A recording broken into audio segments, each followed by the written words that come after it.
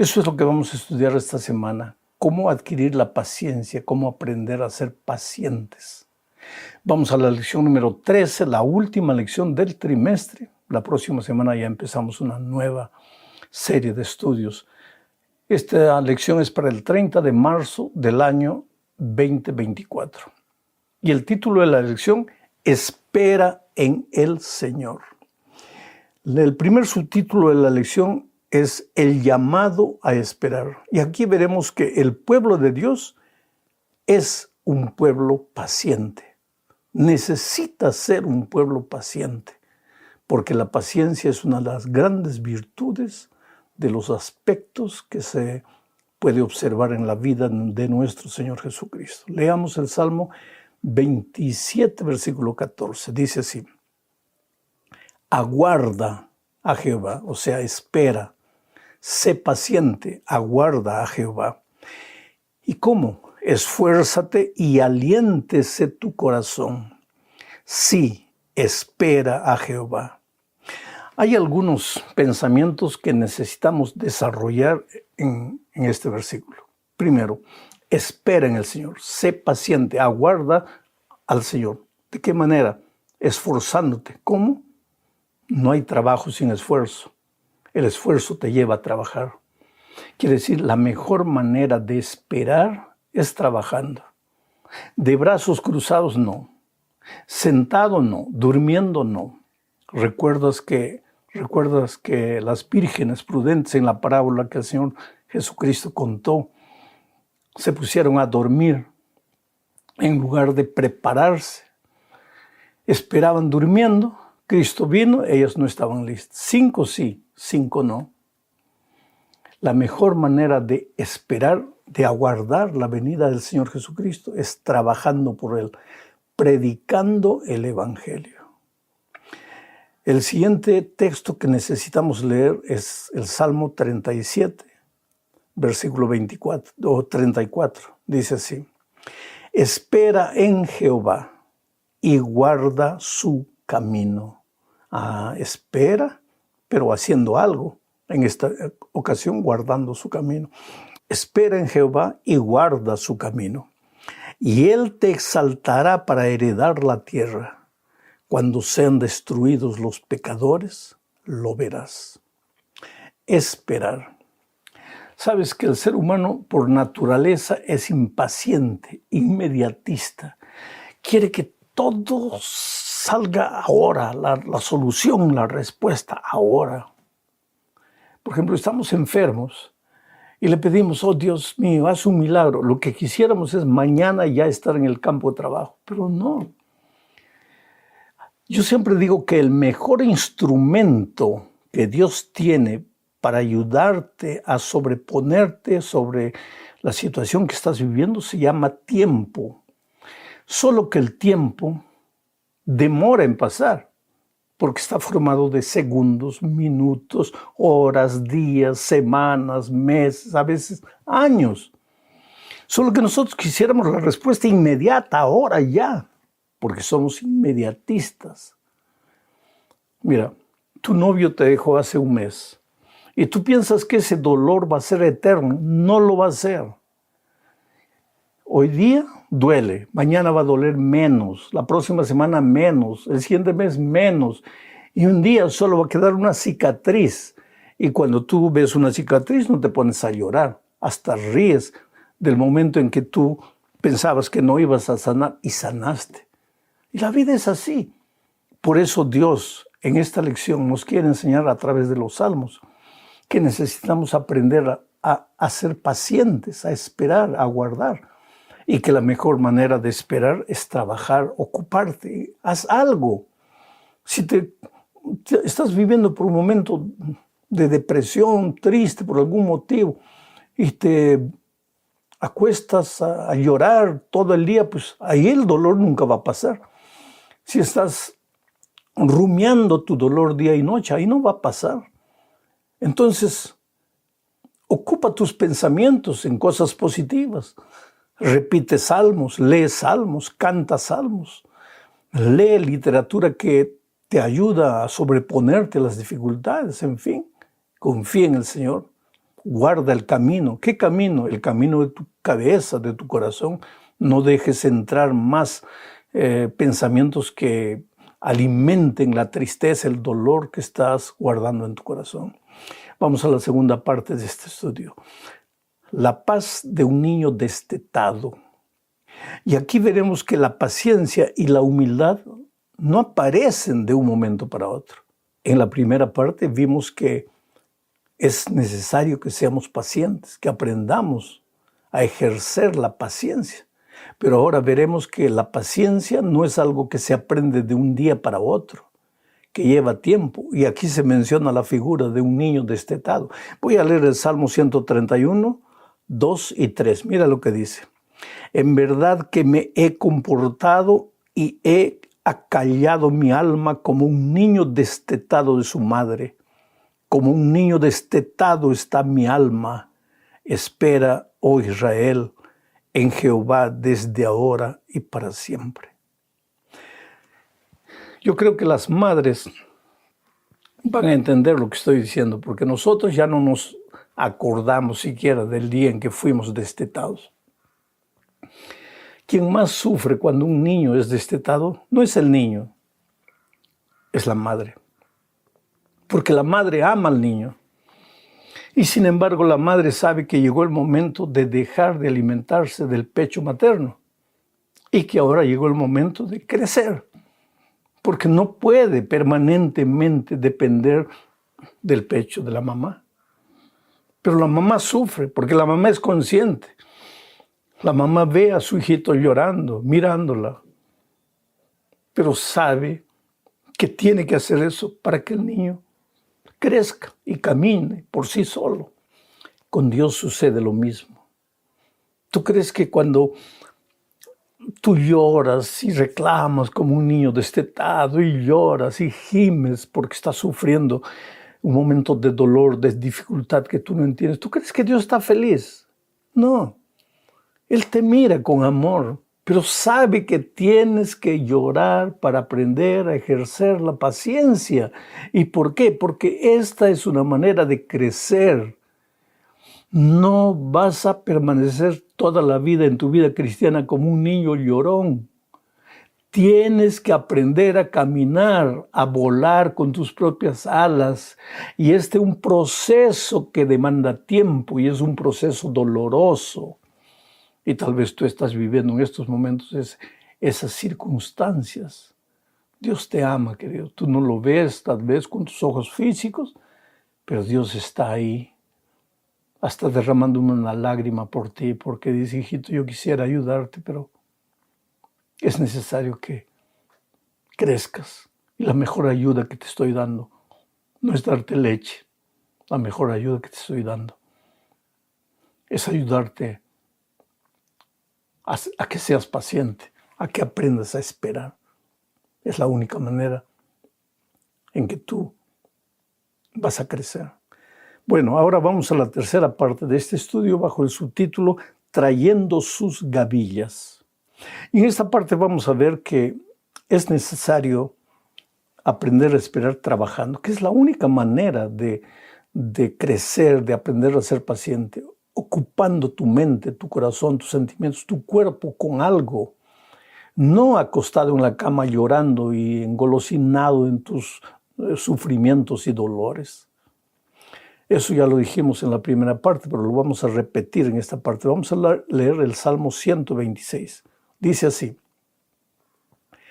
Cuando Jehová hiciere volver la cautividad de Sión, este es el Salmo 126, y el Salmo 126 también es un salmo gradual. Ya dijimos que desde el 120 hasta el 134 son salmos graduales, salmos que el pueblo de Israel cantaba mientras se dirigía a Jerusalén a la fiesta espiritual y durante la fiesta cuando se levantaba de madrugada e iba llamando a los que trabajaban en el santuario para adorar a Dios con ellos. Pero como este salmo dice, cuando Jehová hiciere volver la cautividad de Sión, algunos creen que fue escrito cuando el pueblo de Israel estaba cautivo en tierra extranjera, cuando los babilonios se los habían llevado.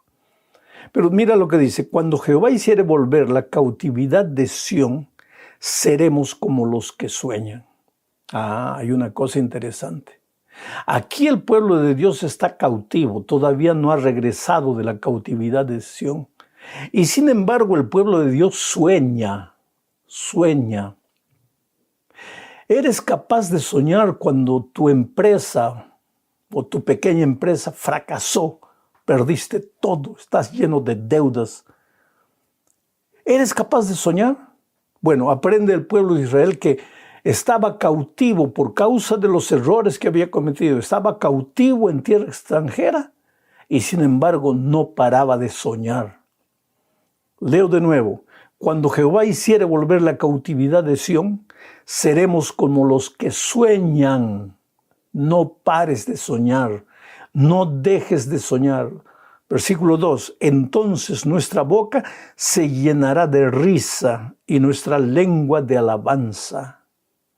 Entonces dirán entre las naciones, grandes cosas ha hecho Jehová con estos. Grandes cosas ha hecho Jehová con nosotros. Estaremos alegres. Haz volver nuestra cautividad, oh Jehová, como los arroyos del Negev. Los que sembraron con lágrimas, con regocijo segarán. Irá andando y llorando el que lleva la preciosa semilla, mas volverá a venir con regocijo, trayendo sus gavillas. Hay varios pensamientos en este salmo. Si tú, en medio del dolor, en medio de la derrota, en medio del fracaso, en medio de los problemas, en medio de las circunstancias difíciles, si eres capaz de cantar, de alabar al nombre de Dios, de soñar, de mirar al cielo y reconocer que tu Dios, aunque estás viviendo un momento difícil, tu Dios sigue siendo grande y todopoderoso, ¿qué va a pasar? La mano de Dios se va a manifestar. Él se va a levantar para hacerte justicia. Él te va a levantar. Y el pueblo todo que antes se reía de ti va a ver las grandes obras del Señor en tu propia vida. Me gusta el último versículo que leí. Irá andando y llorando el que lleva la preciosa semilla. Esta figura me recuerda a la tierra de Israel, donde había poca agua, mucho territorio desértico. Y sin embargo, en ese desierto, el israelita iba andando y llorando, pero sembrando. Andando y llorando, pero trabajando, colocando la semilla en la tierra, en esa tierra seca. ¿Por qué? Porque él sabía que la lluvia vendría, la promesa de Dios se cumpliría y los arroyos del Negev, que en el verano se quedaban áridos, secos, serían manantiales de agua y esa agua llegaría al terreno seco que él estaba arando, sembrando, colocando la semilla. Por eso, después de un tiempo, él volvería trayendo las gavillas con alegría, con júbilo. Oh, querido, en ese momento estás derrotado, has perdido todo, no tienes nada. No te encierres en el cuarto a lamentarte. No maldigas a tus enemigos. No le eches la culpa a todo el mundo, a tu familia, ni a ti mismo. Reconoce que tal vez has fallado, pero sigue soñando. Eres hijo de Dios. Para los hijos de Dios no todo está perdido. Aunque las personas se rían de ti, aunque te digan que tú no vales, tú sigues soñando, pero no solo soñando, sino trabajando. Toma la semilla, toma el arado, escarba la tierra seca, coloca la semilla. La gente se va a reír de ti. Solo un loco coloca la semilla en la tierra seca, pero tú eres un loco de Dios, un santo loco. Coloca la semilla en la tierra seca, pero entonces Dios se manifestará, hará llover. Los torrentes del Negev se llenarán de agua, el agua llegará a tu tierra seca y tú verás la semilla brotando y volverás alegre con las gavillas que el Señor te da. ¡Qué cosa maravillosa! ¡Qué promesa extraordinaria, querido! Vamos a la cuarta parte de este estudio, bajo el subtítulo Esperar en el descanso sabático de Dios. Y aquí veremos que Dios nos dio el sábado para enseñarnos a confiar en Él y no en nuestras obras. Hemos dicho que la mejor manera de esperar en Dios es trabajar. Pero Dios separó un día de la semana, que es el sábado, para que pares de trabajar y busques a Dios. Y Dios te enseña que tu trabajo en la semana solo tendrá sentido si tú lo buscas a Él. Mira, toda la semana tienes que trabajar, luchas, sudas, plantas la semilla en la tierra seca. Pero el sábado vas a adorar a Dios, a la iglesia, y ahí tú no haces nada. Dios lo hace todo por ti. Tú no haces nada, tú solo alabas el nombre de Dios. Pero cuando termina el sábado, tú te levantas revigorizado, con nuevas fuerzas, con una nueva visión espiritual, porque has alabado el nombre de Dios, has estudiado la palabra de Dios en la escuela sabática, el mensaje te ha infundido valor, has escuchado himnos, has cantado. Ahora, el domingo, entras a la nueva semana como un toro listo a trabajar. Pero no es un trabajo infructífero, es un trabajo con la bendición de Dios. Mira lo que dice el Salmo 92. Voy a leer a partir del versículo 4. Dice: por cuanto me has alegrado, oh Jehová, con tus obras, en las obras de tus manos me gozo. Cuán grandes son tus obras. Mira cuántas veces se repite la palabra obras. Por cuanto me has alegrado, oh Jehová, con tus obras, una vez. En las obras de tus manos me gozo, 2 veces. Cuán grandes son tus obras, oh Jehová, 3 veces. Muy profundos son tus pensamientos, mas tú, Jehová, para siempre eres altísimo.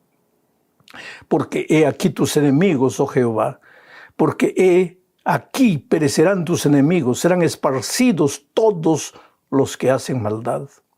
Y el justo florecerá como la palmera, crecerá como cedro en el Líbano, plantados en la casa de Jehová. En los atrios de nuestro Dios florecerán, aún en la vejez fructificarán, estarán vigorosos y verdes para anunciar que Jehová, mi fortaleza, es recto y que en Él no hay injusticia. ¡Qué canto extraordinario, querida! Los enemigos de Dios, los que se burlan de ti, los que piensas que eres un derrotado, un día van a tragar su risa, porque los enemigos de Dios serán esparcidos como el polvo por toda la tierra. Pero tú serás como un árbol plantado a la orilla del río, como la palmera seca, palmera verde en el desierto seco. Y aun cuando seas viejo, serás un viejo productivo. No envejecerás arrastrando el pie diciendo: todos me han olvidado, nadie se acuerda de mí, nadie me visita. No, Señor, eres tú el que tienes que visitar. ¿Por qué? Porque tu confianza está depositada en el Señor. Porque Dios es tu Dios todopoderoso, el que te infunde valor. Y cuando tú vas a la iglesia el sábado, aprendes que Dios obra en ti, obra en ti, obra en ti. Él trabaja en ti, trabaja en ti, trabaja en ti, para que seas un victorioso, aunque enfrentes las circunstancias más difíciles. Llego al fin de este comentario, hablando de la última parte. El subtítulo dice: la alegría llega por la mañana. Que la persona paciente finalmente ve amanecer el nuevo día. Hoy día todo puede estar oscuro, pero mañana es mañana. Mira lo que dice el Salmo 5:3. Oh Jehová, de mañana oirás mi voz, de mañana me presentaré delante de ti y esperaré. La noche puede haber estado oscura, pero la noche solo dura 12 horas, después nace el sol. Y cuando nazca el sol de nuevo en tu vida, lo primero que debes hacer es hablar a Dios, alabar a Dios, adorar a Dios, cantar a Dios. Oh Jehová, de mañana oirás mi voz, de mañana me presentaré delante de ti y esperaré. Ahora vamos al Salmo 30, versículo 5. Dice: porque un momento será su ira. Aquí el salmista está hablando de las pruebas de la vida, las circunstancias difíciles. Porque el pueblo de Dios sufría porque se apartaba de Dios y cuando venían las dificultades le llamaba ira de Dios. Dios me está castigando. No, Dios no le estaba castigando. El pueblo estaba sufriendo las consecuencias de haberse apartado de Dios. Pero aquí dice el Salmo, porque un momento será tu ira, solo un momento. Pero su favor, el favor de Dios, durará toda la vida. Por la noche durará el lloro y a la mañana siguiente vendrá la alegría. Te voy a colocar dentro del contexto de esta historia. Jonás era un profeta de Dios, recibió la orden de ir a Nínive y evangelizar Nínive. Nínive en aquel tiempo era una ciudad pagana, completamente idólatra. Y no solo eso, era un país cruel. Ay del que cayera en las manos de Nínive. Nadie quería saber del Dios creador del cielo y la tierra. Cada uno tenía su propio Dios. Cada uno vivía en realidad como si Dios no existiera. Porque es mejor tener un Dios de yeso, de madera o de fierro, o una idea llamada Dios, que solo como idea. Es más fácil eso porque eso no interviene en mi vida. Pero tener un Dios, creador del cielo y la tierra, que observa todo, ahí nadie quiere ese tipo de Dios. Los ninivitas eran así, vivían así. Entonces cuando Dios le dio a Jonás la orden de ir y evangelizar Nínive, él no quiso. Él fue al puerto, tomó el primer barco que encontró y estaba huyendo. Y de repente, en la mitad del viaje, el mar se enfureció. Olas gigantescas comenzaron a entrar al barco, parecía que el barco iba a naufragar. Y en esas circunstancias, los otros pasajeros le dijeron a Jonás, Jonás, dinos, ¿quién es el culpable de todo esto? ¿De dónde vienes? ¿Quién eres? ¿Por qué estás aquí? Porque ya habían preguntado a todos y el culpable no había. Y a esa pregunta es que Jonás respondió diciendo, soy hebreo, temo a Jehová, Dios de los cielos, que hizo el mar y la tierra. ¿Por qué tú crees que Jonás no dijo, yo soy hebreo y temo a Jehová, punto? ¿Por qué tuvo que añadir que hizo los cielos y la tierra? Esa expresión que hizo los cielos y la tierra tiene que ver con la creación, el Dios creador que hizo los cielos y la tierra. Esa expresión tú la encuentras en el cuarto mandamiento, cuando dice que hay que guardar el sábado y reconocer a Dios que hizo los cielos y la tierra. Esa expresión también tú la encuentras en el mensaje del tercer ángel en Apocalipsis, porque el ángel aparece para que todos adoren al Dios que hizo los cielos y la tierra. ¿Por qué? Es que Dios se está volviendo para los seres humanos una especie de energía, de fuerza espiritual, una especie de energía positiva, pero no el Dios personal que hizo los cielos y la tierra. Ahora, el temor de Jonás por Dios era un temor un poco teórico, porque si realmente temiese a Dios, habría ido a Nínive a evangelizar, pero él se estaba escapando. Eso nos muestra que los seres humanos, por más bien intencionados que seamos, y por más que decimos que amamos a Dios, a veces en nuestra flaqueza humana hacemos cosas que no tienen nada que ver con la vida de alguien que ama a Dios. Lo interesante es que en Mateo capítulo 12, versículos 40 y 41, Jesús menciona a Jonás. Mira lo que dice el texto. Porque como estuvo Jonás en el vientre del gran pez 3 días y 3 noches, así estará el Hijo del Hombre en el corazón de la tierra 3 días y 3 noches. Los hombres de Nínive se levantarán en el juicio con esta generación y la condenarán, porque ellos se arrepintieron a la predicación de Jonás y he aquí más que Jonás en este lugar. Interesante la palabra de Jesús. Primero, habla de su muerte y de su resurrección. ¿Cómo?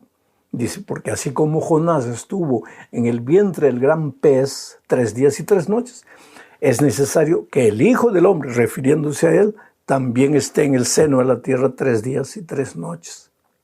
Y después dice, cuando Cristo venga, los ninivitas se levantarán en juicio contra la generación incrédula. ¿Qué? No, esto no es literal, claro, porque los ninivitas están muertos, murieron siglos atrás.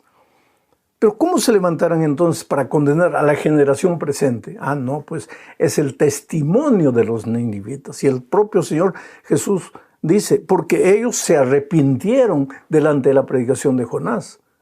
Pero este pueblo hoy escucha lo que pasó con Jonás, escucha lo que pasó con los ninivitas, pero no se arrepiente. Y mira que quien está predicando, dice Jesús, quien estaba predicando para ellos era Jonás, pero quien está predicando aquí es uno mayor que Jonás y se está refiriendo a él mismo. Oh, queridos, hay personas tan rebeldes, de tan corazón tan duro, que ni el propio Señor Jesucristo viniera a predicar, se entregarían. ¿Por qué? Porque la cultura de este mundo nos ha completamente esclavizado. Es una cultura materialista. Es una cultura desrespetuosa con las cosas divinas. Es una cultura donde se lleva al sarcasmo, a la burla, a veces a la burla peyorativa, las cosas divinas, las cosas sagradas. En los programas de televisión, hoy, por ejemplo, en los programas jocosos, no hay programa que para hacer reír al público no tomen lo sagrado y lo ridicularicen. Vivimos en ese tiempo. Y Dios, a pesar de la rebeldía del pueblo, llama y llama. ¿Por qué? Porque Dios es un amor. Es amor, no quiere que nadie se pierda, sino que todos se arrepientan. Vamos a la tercera parte de este estudio bajo el subtítulo de Una obra de arrepentimiento. Y para eso leo Jonás 3, 1 al 5. Vino palabra de Jehová por segunda vez a Jonás diciendo, levántate y ve a Nínive, aquella gran ciudad, y proclama en ella el mensaje que yo te diré. Y se levantó Jonás y fue a Nínive conforme a la palabra de Jehová.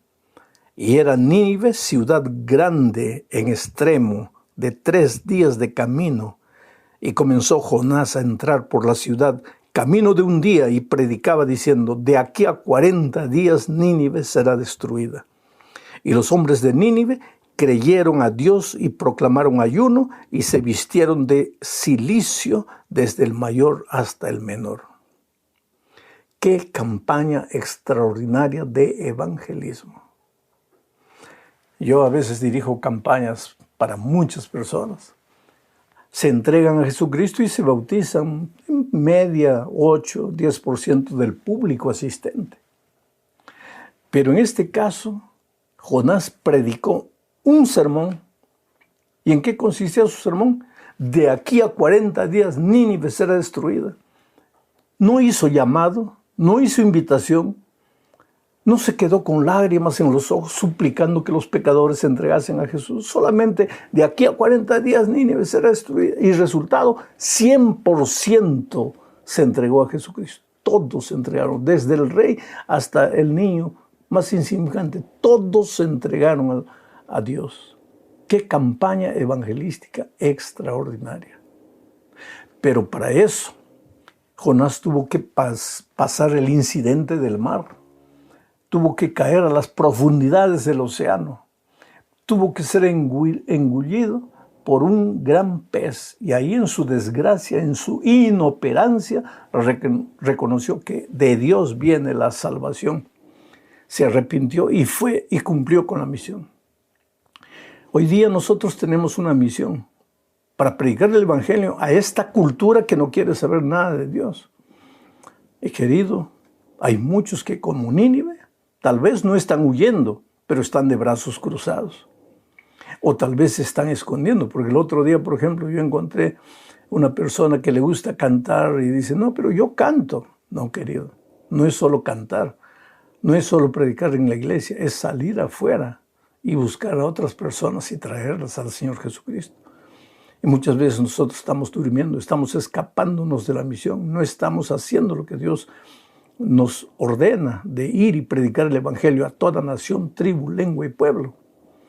Y si nosotros no cumplimos con la misión, muchas veces Dios en su infinito amor va a permitir que la propia vida nos lleve al fondo del mar, al fondo del abismo, para ahí reconocer que estamos dejando de cumplir la misión. Y entonces nos levantemos y sigamos adelante. Vamos a la tercera parte de este estudio. Ahora cambiamos de historia, porque ahora vamos a hablar de Belsasar. Belsasar era un representante del rey en Babilonia, porque el verdadero rey en ese tiempo era otro. Pero lo que nos interesa aquí es la rebeldía de Belsasar y mostrar a través de esta historia que la rebeldía y el mal tendrán un final. Hoy día, día de paciencia de Dios, podemos burlarnos, reírnos, hacer lo que queramos, pero llegará un momento en que todo tendrá fin. Y así fue con Belsasar. Hizo un gran banquete, una fiesta. Está bien, pues vive como quieras, haz tus instintos, sigue tus instintos. Mujeres, fiesta, bebida, en fin. Hoy día diríamos luces, sonido, droga, todo. Si eres libre, tú puedes vivir como quieras. Pero Belsasar fue un paso más adelante. Mandó traer los vasos sagrados que Nabucodonosor había traído del templo de Jerusalén. Y en esos vasos dedicados a Dios comenzó a servir vino. O sea, tomó la religión y la vilipendió. Se burló de Dios, se burló de las cosas sagradas. Así como mucha gente hoy pues se burla de Dios, se burla de las cosas sagradas, se ríe. Dice Pedro que en los últimos días aparecerán burladores, riéndose de los cristianos y diciendo que venida de Cristo no pasa nada, todo sigue igual, todo es fantasía, todo es ilusión, nada es verdad. Bueno, pero cuando Belsasar estaba haciendo todas esas irreverencias, ahora viene el texto. Leo Daniel 5, 24 al 28. Entonces, de su presencia fue enviada la mano que trazó esta escritura. Y la escritura que trazó es Mene, Tekel, Uparsin. Esta es la interpretación del asunto. Mene, que quiere decir, contó Dios tu reino y le ha puesto fin. Tekel, pesado has sido en balanza y fuiste hallado falto. Pérez, tu reino ha sido roto y dado a los medos y a los persas. En medio de la fiesta, todo el mundo vio una mano, no una persona, una mano, que escribió en la pared, Mene, Tekel, Uparsin. Y nadie sabía qué hacer. ¿Qué quiere decir eso? Todos asustados, porque la mano escribió y desapareció. Entonces la reina se acercó a la reina madre y le dijo, mira, en los días de Nabucodonosor, tu abuelo, había un profeta, mándalo traer, él te va a interpretar. Y trajeron a Daniel de nuevo. Y Daniel le dijo, rey, ¿sabes lo que significa eso? Mene quiere decir que tu reino ha sido contado, se ha revisado lo que has hecho y estás mal. En segundo lugar, ¿qué más? Tekel, que quiere decir que has sido pesado en la balanza y has sido encontrado falto. Y finalmente, Pérez, Uparsin, que quiere decir tu reino se ha quebrado, has llegado al fin. Te has reído, te has burlado, has hecho lo que has querido, has vivido como si Dios no existiera, has tomado la Biblia, la has echado a la basura, te has burlado de tu esposa, de tus hijos que sí creen en la palabra de Dios, pero ahora te llegó la hora. Tu caso ha sido revisado, infelizmente has sido encontrado falto, se acabó. Tu vida llegó al fin, tus oportunidades se acabaron. Triste, querido, pero una realidad. Hoy día, usando la libertad que Dios nos dio, podemos hacer lo que queramos.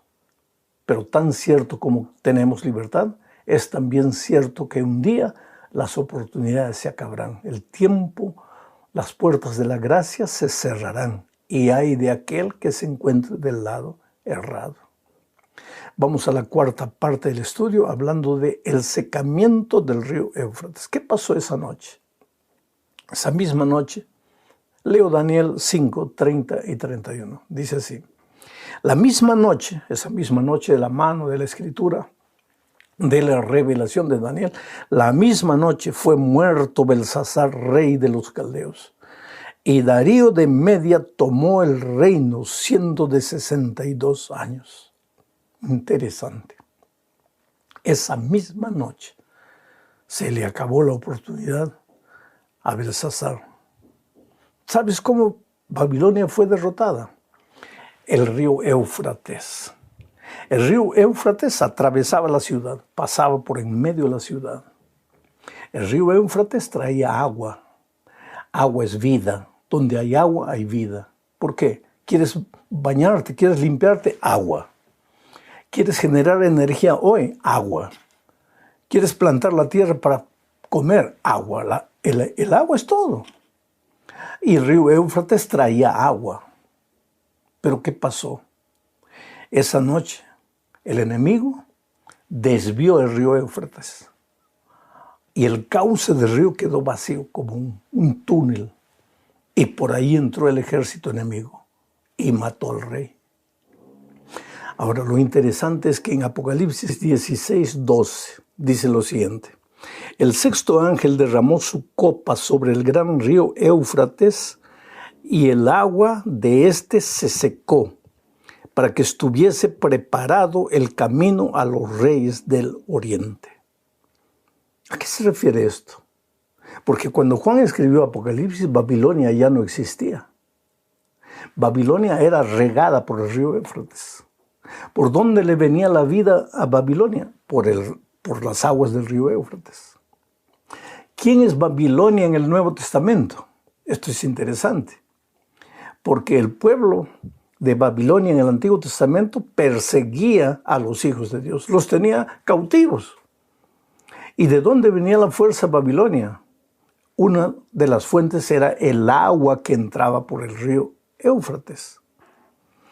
¿Pero qué pasó? El agua fue desviada, el cauce ficó vacío y por donde antes le venía la vida, ahora le vino la muerte y destruyó a Babilonia antigua. Babilonia hoy es un poder religioso. ¿De dónde le viene la fuerza? De las aguas. ¿Qué aguas? En Biblia, aguas son naciones, pueblos, gente, multitudes. ¿Quiénes le dan vida a Babilonia espiritual hoy? Las personas, las naciones, los países. Pero cuando dice el texto bíblico aquí que el agua del río se secó, quiere decir que un día las multitudes, la gente que le daba fuerza a la Babilonia espiritual, se volverá para atrás. Y ahí será la caída de Babilonia. ¿Y por qué la gente se volverá atrás? Es por causa de la predicación del Evangelio. Llegará un momento en que las personas se confrontarán con las verdades bíblicas y se dan cuenta que estaban adorando a Babilonia, siguiendo a Babilonia, en lugar de seguir al Señor Jesucristo.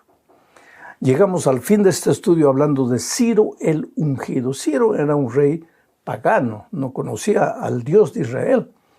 Sin embargo, la Biblia, Dios llama a Ciro como su ungido. ¿Por qué? Su escogido. ¿Por qué? Para esto leo Isaías 45:1 que dice: Así dice Jehová a su ungido, a Ciro, el cual tomé yo de su mano derecha, para sujetar naciones delante de él y desatar lomos de reyes, para abrir delante de él puertas y las puertas no se cerrarán. Querido, Ciro fue un rey de otro país que vino para libertar al pueblo de Israel que estaba prisionero en Babilonia, cautivo. Ciro fue el que les dio permiso para volver a Jerusalén, a su tierra, a su casa, reconstruir la ciudad y reconstruir el templo. Ciro es un símbolo del Señor Jesucristo, el Rey de Reyes que vino de otro planeta a esta tierra.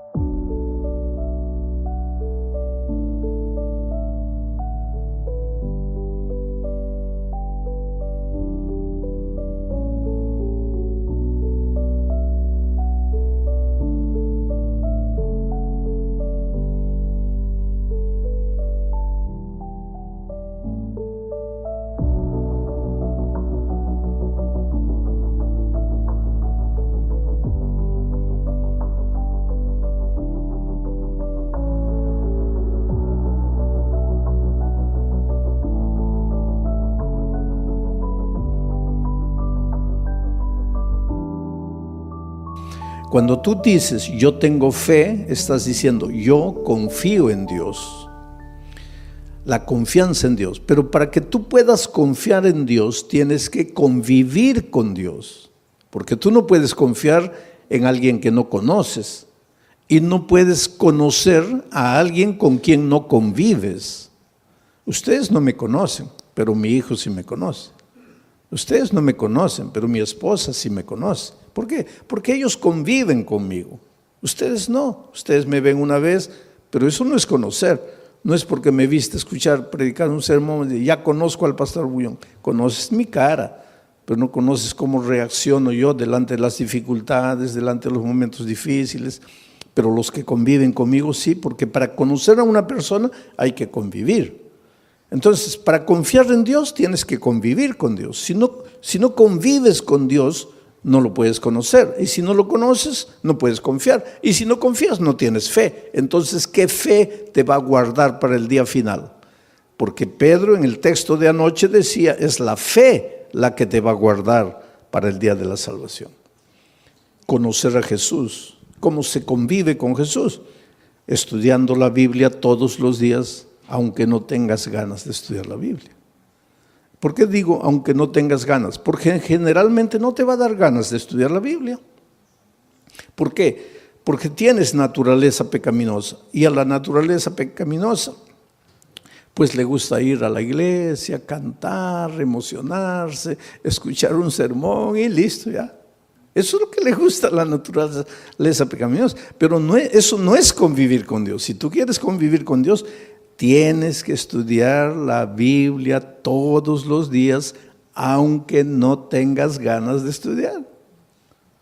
Tienes que orar, aunque no tengas ganas de orar. Y tienes que buscar a una persona y traerla para Jesús, como hizo Claudia.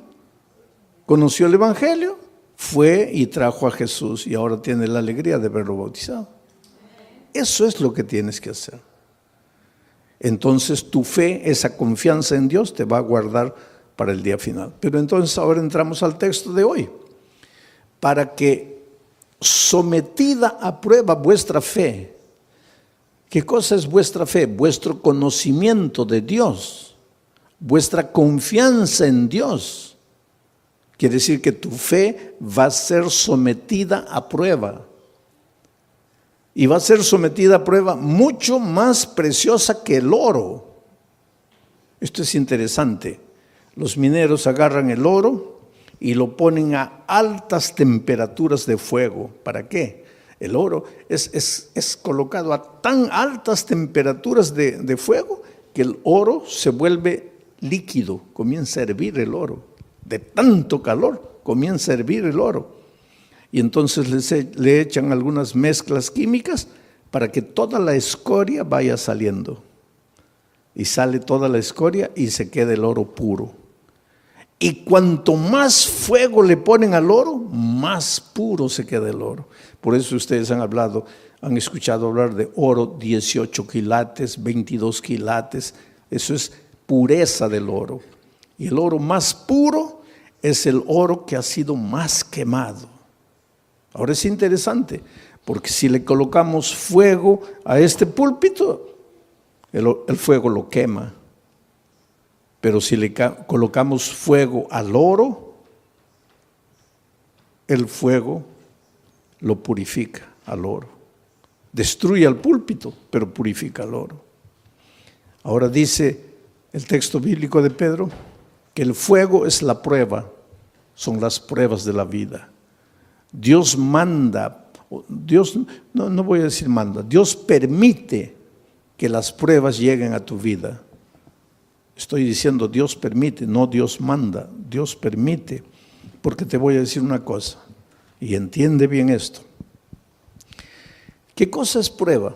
Todo lo que te hace sufrir, lo que te hace llorar, lo que te aflige, pérdida del empleo, tu hijo se enferma, tu mamá muere, tu esposo te abandona.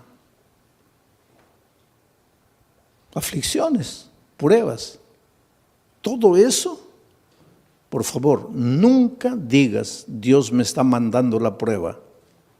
porque Dios no manda pruebas. Todo lo que te hace sufrir no viene de Dios, viene del diablo. Porque Dios dice, he aquí los pensamientos que tengo acerca de ti, pensamientos de paz y no de guerra, pensamientos de amor y no de odio. Dios solo quiere lo mejor de lo mejor para ti, pero vives en un mundo de dolor. Hasta que Cristo venga, estamos peregrinando en el desierto del dolor de esta vida. Y muchas veces quien nos manda el sufrimiento, el dolor, es el diablo. ¿Y por qué te hace sufrir el diablo? Esto es interesante y esta noche vas a entender. ¿Por qué el diablo te hace sufrir? Tú no le has hecho nada al diablo. ¿Por qué te hace sufrir? Porque Él es el origen de la enfermedad, Él es el origen de los accidentes, Él es el origen de las tragedias. Todo lo que te va mal en la vida es porque Él está por detrás de eso. Pero ¿por qué te hace sufrir si tú no le has hecho nada al diablo? Ahora te voy a explicar. Es que el enemigo del diablo no eres tú, es Jesús. Él quiere derrotar a Jesús. ¿Te acuerdas en el cielo? El diablo se levantó queriendo usurpar el lugar de Jesús. Hubo una pelea en el cielo, dice Apocalipsis, hubo una batalla, el diablo perdió y fue expulsado del cielo. Pero cuando el diablo salió del cielo, déjame imaginar esta escena. El diablo estaba saliendo y miró y le dijo a Jesús, está bien, me venciste una vez, pero la pelea no está acabada. Me venciste ahora, pero ya vas a ver cuando nos encontremos por segunda vez. Y fue expulsado. Entonces, cuando Jesús nació en esta tierra, cuando vino a salvarnos del pecado, Jesús era un nené indefenso.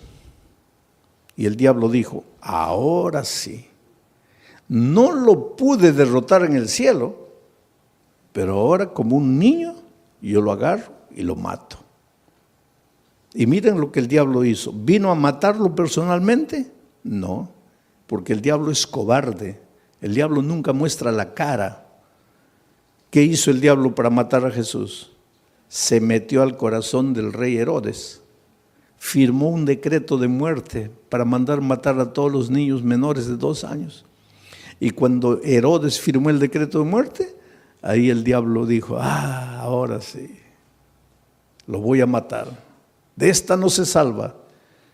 Pero esa misma noche, el Espíritu de Dios se presentó a José y le dijo, toma al niño y a su madre y vete a Egipto, porque lo van a matar.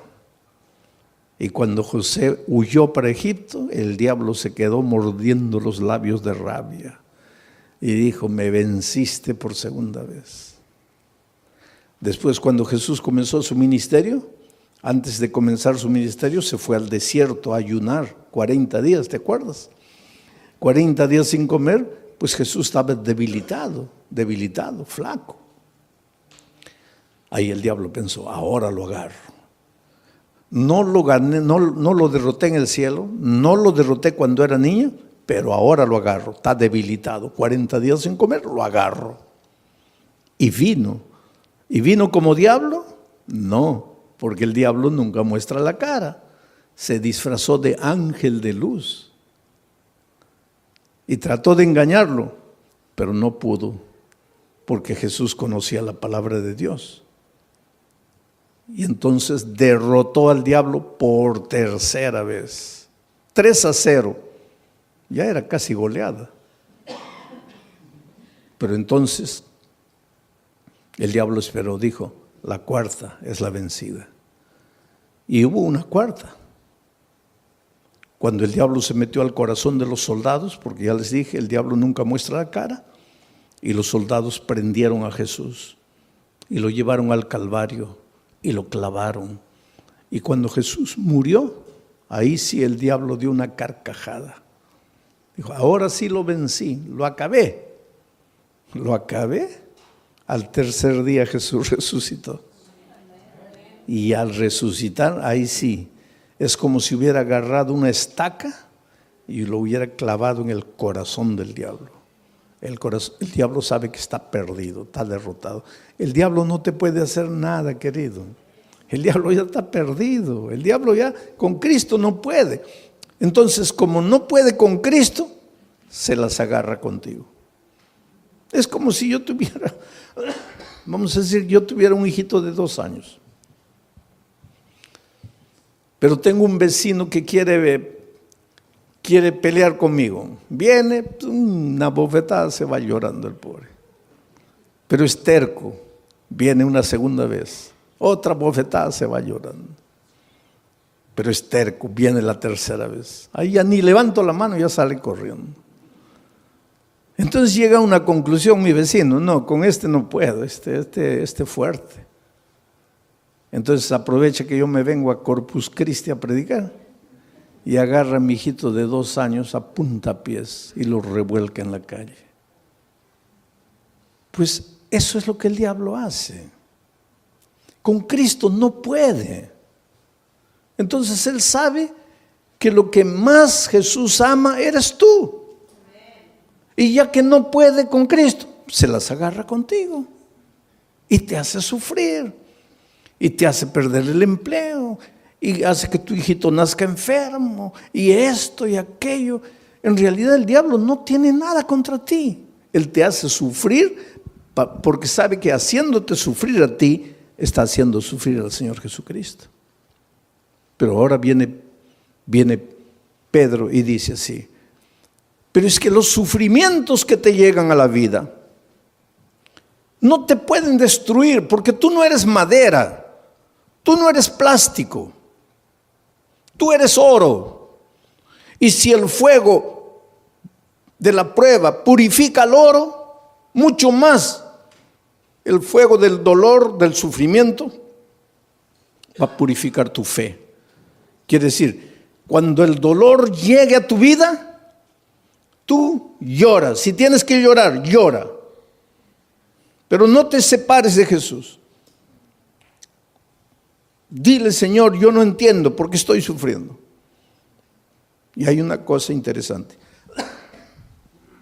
Cada vez que tú quieres andar en los caminos de Dios, cada vez que tú te propones ser más fiel a Dios, ahí más viene el diablo para destruirte. ¿Por qué? Porque esa es la pregunta que mucha gente hace. Pastor, cuando yo estoy así relajado en mi vida cristiana, parece que no me vienen pruebas. Pero cuando me quiero consagrar, ahí viene todo. ¿Por qué? Simple. Porque cuando estás relajado espiritualmente, cuando no estudias la Biblia, no oras, nada, estás en el terreno de ¿quién? Estás en el terreno del diablo. Puedes estar en la iglesia, pero estás en el terreno del diablo. ¿Y para qué el diablo te va a molestar si ya estás perdido con él? Ya pues te deja tranquilo. Pero cuando viene una semana de oración y tú te entiendes que tienes que reconsagrarte y comienzas a estudiar la Biblia, a estudiar la palabra de Dios, ahí el diablo se asusta. ¿Por qué? ¿Qué dice? No, este se me va a escapar, se me va a escapar. Entonces, para desanimarlo, le mando una prueba. Y la prueba, en lugar de purificarte como al oro, ¿qué hace contigo muchas veces? Te desanima. Es por eso que cuando la prueba es más fuerte, es más que tienes que agarrarte de Jesucristo y no desanimarte. En el Brasil yo estaba haciendo una campaña evangelística en un estadio, y una señora que no era adventista, no era cristiana, nada, nunca iba a ninguna iglesia, nada, pero era una buena mujer, sentimientos nobles. Hay mucha gente que no está en ninguna iglesia, no conoce la palabra de Dios, pero pues escucha la voz de Dios en su corazón y camina, anda bien. Y de repente esta señora vio en la televisión la propaganda de que yo iba a predicar esa noche en el estadio. Ahora, ese día era su cumpleaños. Y de mañanita el esposo entró al cuarto y le dice: mira, hija, estoy sin mucho dinero, no he podido comprarte un buen regalo, pero te he comprado un regalito. Y le dio una cajita. Y ella abrió y era la llave de un carro. Y cuando salió al patio, ahí estaba el carro, un carro importado, último modelo. ¡Qué felicidad! Su cumpleaños. Primera felicidad, el esposo se acordó de su cumpleaños, porque hay muchos esposos que ni se acuerdan del cumpleaños de la esposa. Segunda felicidad, le regaló. Tercera felicidad, no le regaló cualquier cosita, le regaló un carro último modelo. Entonces ella estaba tan feliz que cuando vio la propaganda de la predicación en el estadio, dijo, bueno, estoy tan feliz que me voy al estadio a agradecerle a Dios. Va a predicar ese pastor, voy a agradecer. Y se fue al estadio. Feliz de la vida, entró. En la hora del llamado se levantó, vino adelante, le entregó la vida a Jesucristo. Dijo, ay, qué día tan feliz. Hoy es mi cumpleaños, hoy mi esposo me regaló el carro, hoy me entregué a Jesús. No, este es el día más feliz de mi vida. Y cuando sale a agarrar su carro en la playa de estacionamiento, los ladrones se lo habían llevado. Ahí ella comienza a pensar. Toda mi vida no quise saber nada de iglesia, no quise saber nada de Dios y nunca me robaron ni un alfiler. Y hoy que le entrego mi vida a Cristo me roban el carro. ¿Qué Dios es ese? Ahí está la astucia del diablo. Tú preocúpate cuando no vienen pruebas a tu vida, querido. Porque a veces no vienen pruebas a tu vida porque el diablo está tranquilo contigo. ¿Para qué te va a mandar pruebas? Pero atrévete a entregarte al Señor Jesús, a caminar en sus caminos, que ahí viene el diablo con todo para desanimarte. Ahora vamos al texto bíblico una vez más. Para que sometida a prueba vuestra fe, sí, porque tu fe tiene que ser sometida, porque una cosa es, sí, yo creo. Eso no es fe. Eso no es fe. Por eso es que el creer siempre viene acompañado del bautismo. El texto de Marcos 16 dice, el que creyere y fuere bautizado, este será salvo. El problema es el idioma, porque en español creer y ser bautizado son dos cosas. Pero es que Marcos no escribió ese versículo en español, porque Marcos no hablaba español. Marcos escribió ese versículo en griego, el idioma que él hablaba. Y en griego no son dos conceptos, el que creyere y fuere bautizado, no. Es un solo concepto, el que creyere siendo bautizado. O sea, en griego, creer no es solo mover la cabeza, no es solo teoría. El creer intelectual viene acompañado del creer práctico. Si tú crees, te bautizas. Si no te bautizas, es porque tu creer se quedó en la teoría. Y ese creer teórico no te salva. Te voy a hacer pensar un poco. El otro día una señora me preguntó, pastor, ¿el diablo es ateo? A ver, ¿qué piensan ustedes? ¿El diablo es ateo? No, el diablo no es ateo, querido. Y Santiago explica eso. Dice, ¿tú crees en Dios? Haces bien. Pero el diablo también cree. Y no solo cree. ¿Qué más hace? Tiembla. Ahora, si el diablo cree y tiembla, ¿por qué no se va a salvar? Porque su creer es teórico. Su creer no es práctico. Entonces, mucha gente hoy, muchos cristianos, sí, yo creo, bautízate. No, bautismo no, pero yo creo. Eso no existe.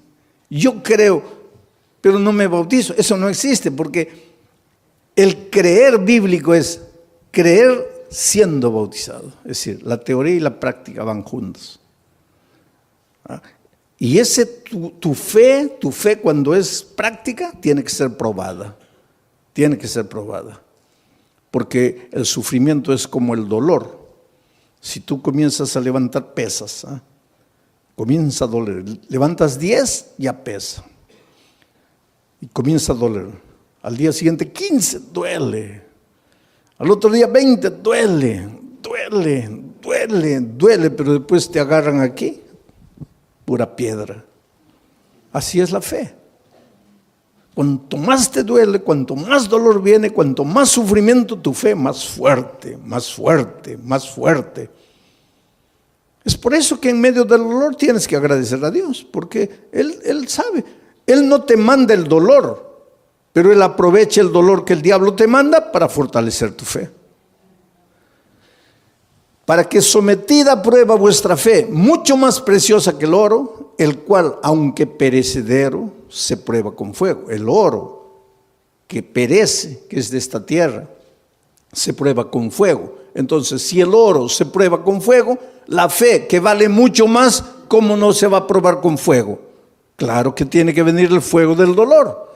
Para que sometida a prueba vuestra fe, mucho más preciosa que el oro, el cual, aunque perecedero, se prueba con fuego, para que entonces vuestra fe sea hallada en alabanza, gloria y honra. Quiere decir que tu fe es bombardeada por el diablo. Te arranca lágrimas, te hace sufrir. Muchas veces sientes que ya no puedes resistir de tanto dolor, de tanto sufrimiento. Aguanta un poco. En el nombre de Jesucristo, aguanta. ¿Por qué? Porque ese tu dolor se va a transformar en alabanza, gloria y honra. ¿Pero cuándo? ¿Cuándo? Lee la Biblia y respóndeme. ¿Cuándo? Cuando Cristo venga.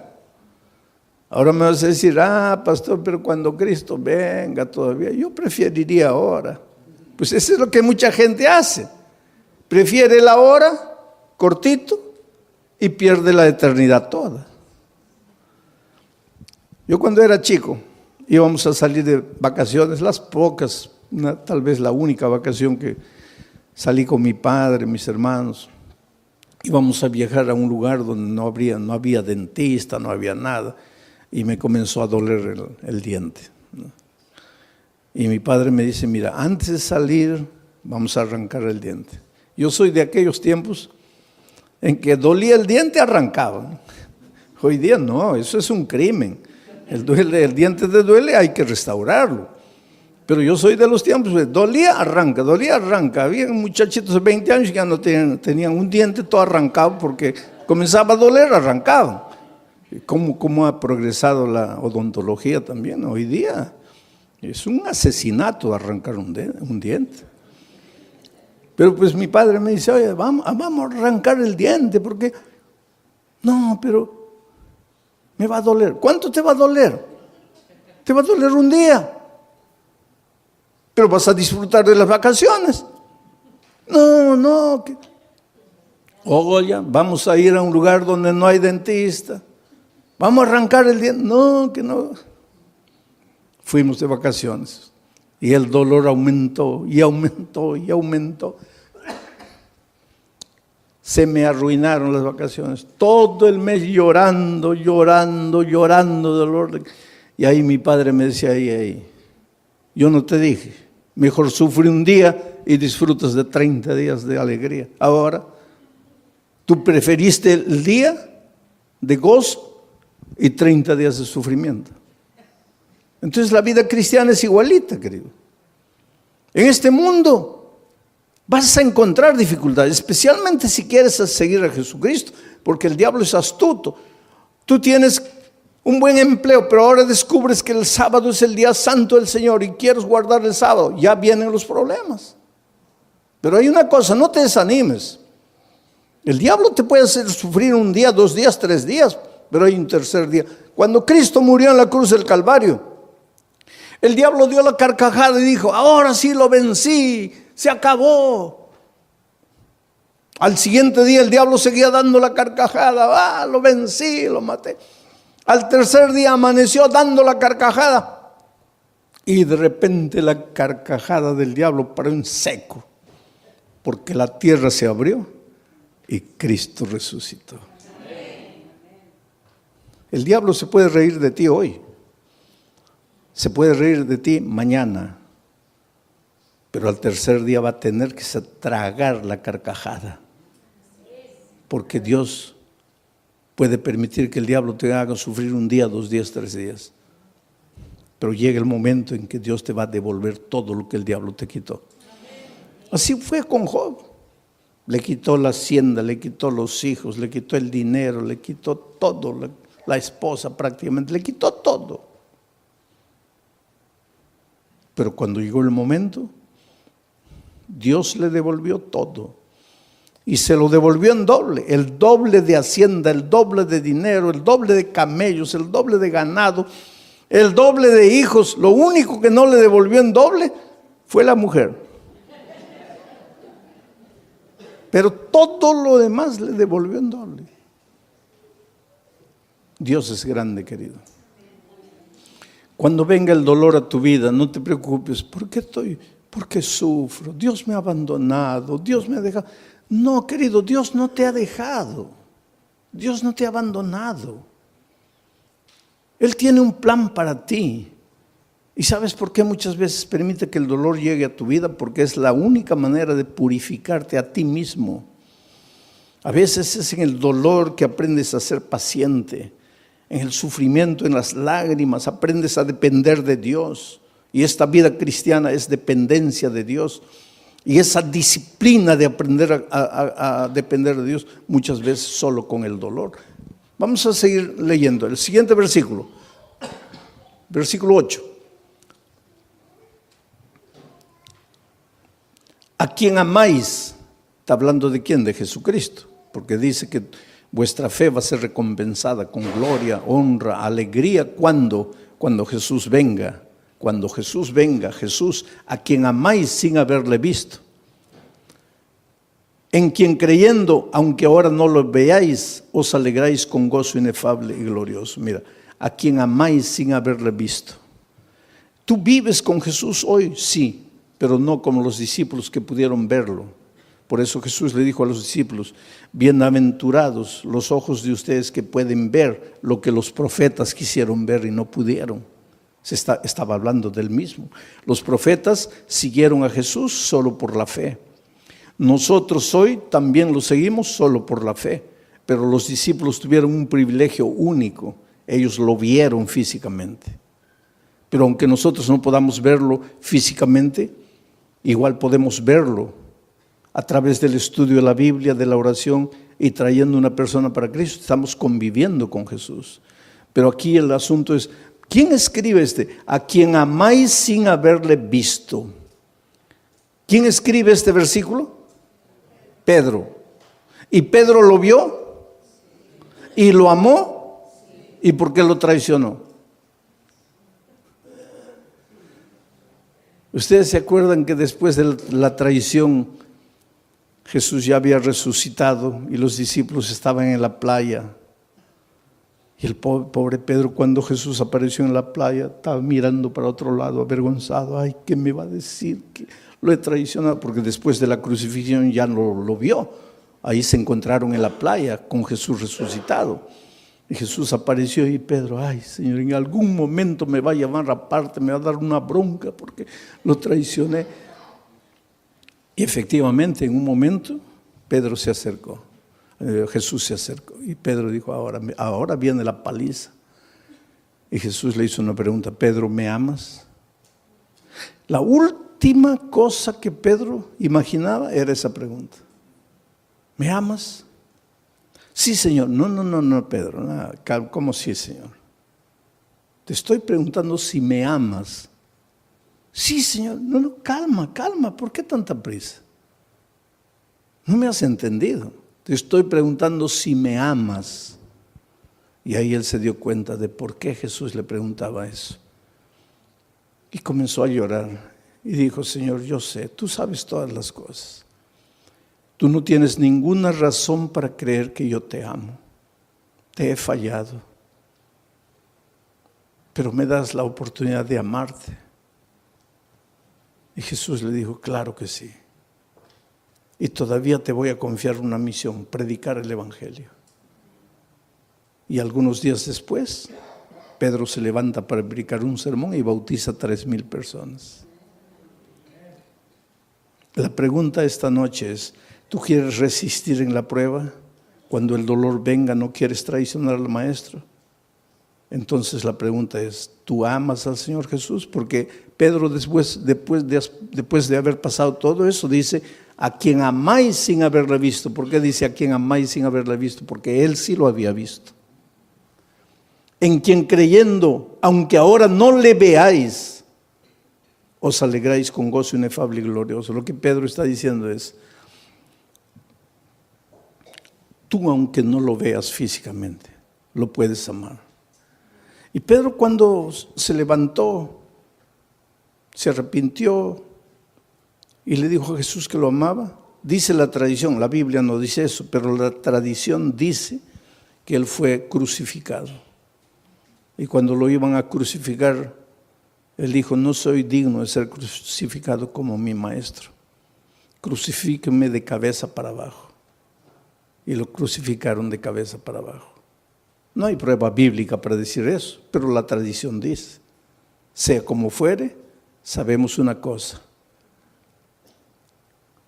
Después de transformado por el poder de Dios, él ya no tuvo miedo de morir por Dios. Oh, querido, Dios tiene un plan muy, muy bonito para tu vida. Las tristezas y dolores que llegan a tu vida tienen sentido, pero tienen sentido cuando tienes fe. Hace muchos años atrás, en la ciudad de San Pablo, los jóvenes de una iglesia fueron a participar de un congreso en el sur del país. 40 jóvenes, miembros del coro de la iglesia. Y el sábado en la noche, terminado el congreso, regresaban para San Pablo. Y el ómnibus se chocó. Sabe que los jóvenes venían cantando himnos, los himnos del coro. Venían cantando en el ómnibus y el ómnibus se chocó contra un camión cargado de fierro de construcción. Y el fierro los atravesó. Así los hizo como los peruanos me van a entender, como anticuchos, ¿no? Los atravesó. 22 jóvenes murieron. Al día siguiente los periódicos publicaron una noticia. Y un periódico atrevido publicó así: ¿dónde estaba Dios cuando sus hijos cantaban? ¿Por qué no los cuidó? Es que el dolor es un misterio, ¿sabes? Tal vez en este momento tú te preguntes, ¿dónde estaba Dios cuando mi hijito de 3 años murió? ¿Qué culpa tenía mi hijito para morir como murió de leucemia? ¿Qué mal había hecho? Es que no necesitas hacer mal para sufrir. El diablo se deleita en hacerte sufrir. Pero el dolor es como el fuego sobre el oro, o te purifica o te destruye. Interesante que entre esos jóvenes que habían muerto, había una chica que hace 6 meses había sido bautizada, contra la voluntad de sus padres. Ella tenía 22 años, una joven. El día que se bautizó, el padre le dijo: mira, olvídate que yo soy tu padre, que tú eres mi hija.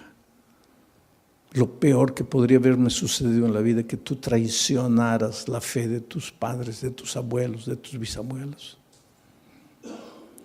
Pero la niña no había conocido solo la teoría del Evangelio, sino que el Evangelio se había hecho carne en su vida, de tal manera que ella se volvió una hija tan dulce, tan cariñosa, pero la madre y el padre nunca aceptaron el calor, el cariño, el amor de la hija.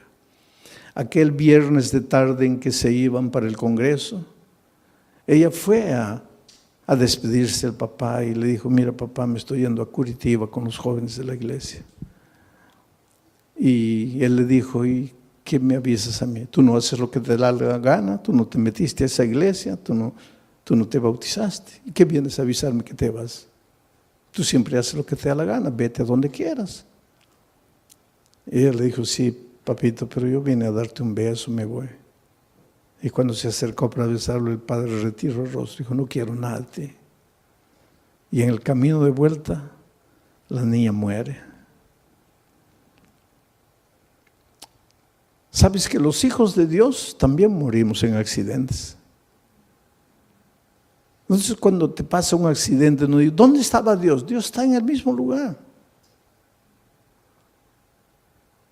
Jesús dijo que cuando la lluvia cae, moja a los justos y a los injustos.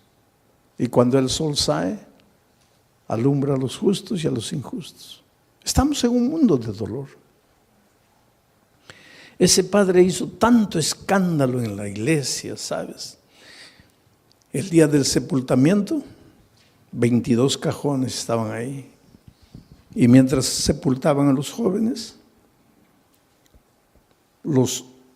sobrevivientes que habían salido del accidente, cantaban. Sus amigos estaban siendo enterrados y ellos cantaban, lloraban. Las lágrimas caían, pero cantaban. Lloraban porque tenían tristeza. Cantaban porque tenían esperanza. Es que los seres humanos que aprendemos a confiar en Cristo, somos capaces de cantar en medio del dolor. Mientras que el padre estaba destruido ahí, ¿sabes? Y cuando llegó el momento de bajar el cajón de la hija, él se arrojó y decía, entiérrenme con ella, quiero morir. Y abrazando al cajón le decía, mira hijita, el viernes me quisiste dar un beso y yo no sabía que era el último beso y te rechacé. Por favor, perdóname. Quiero morir, quiero morir, quiero morir. Fue una escena triste, dramática, cuando sacaron al padre, terminó el entierro, todos se fueron. El hombre se quedó solito junto a la tumba de su hija. Y la mejor amiga de su hija, que salió viva del accidente, que fue justamente la que la llevó al evangelio, al conocimiento de la palabra de Dios. Ya cuando se estaba yendo, volteó y vio que el papá de su amiga estaba ahí junto a la tumba y dijo, voy a volver. Yo sé que él no quiere hablar con nadie, pero voy a volver. Y volvió. Y se paró junto a él. Y él la miró, ¿qué quieres? Le dijo, mire, su hija va a resucitar. ¿Qué? Su hija va a resucitar. ¿Cómo va a resucitar? Porque la palabra de Dios dice, y te voy a leer aquí, porque él le había dicho, yo no entiendo, yo no los entiendo a ustedes son locos. Yo estoy aquí destrozado, mi hija muerta, y ustedes cantando, ustedes son locos, ustedes no tienen sentimiento. Y pues la chica le dice, sí señor, pero usted se dio cuenta que nosotros no solo cantábamos, también llorábamos. Llorábamos porque nos da tristeza que nos estamos despidiendo en esta vida. Pero cantábamos porque tenemos la esperanza, porque su hija va a resucitar y yo la voy a abrazar a mi amiga. Pero ¿cómo va a resucitar? Y entonces la hija agarró el texto bíblico y le dice, aquí está, cuando suene la trompeta, los muertos en Cristo resucitarán primero. Su hija va a resucitar porque murió en Cristo.